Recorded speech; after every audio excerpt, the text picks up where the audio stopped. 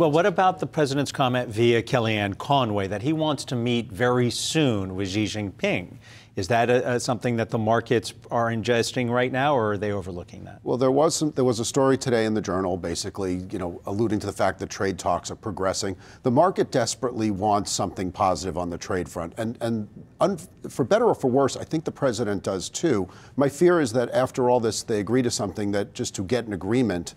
If I'm the Chinese, it behooves me to wait, because Trump's got a year and a half, maybe 5.5 years at the outset.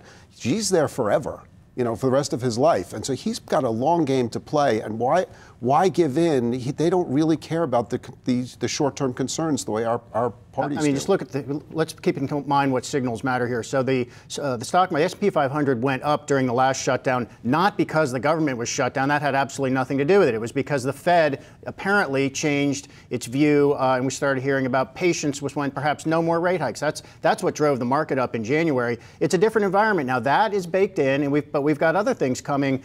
This has been under the radar. I've been talking about this on this show and other shows. The auto imports declaration is going to come from the Commerce Department on February 17th, likely paving the way for at least a threat of new tariffs on auto imports. That is a big deal, and I think markets are going to hate that if that's the way it goes. And then we've got this March 1st deadline coming up with some kind of deal with China.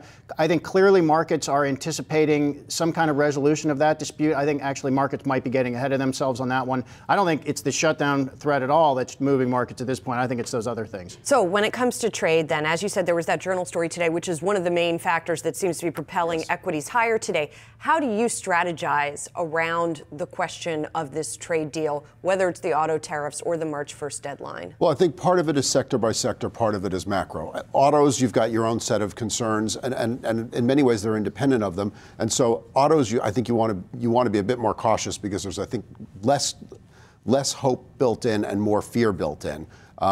That could work. Of course, that can benefit yourself if it doesn't come to pass. But on the macro sense, I think this again. You want to buy these rumors and potentially sell the news, because I just have this fear that a deal is going to be, whenever the deal is struck, people are going to look at it in the light of day and go, "What is this?"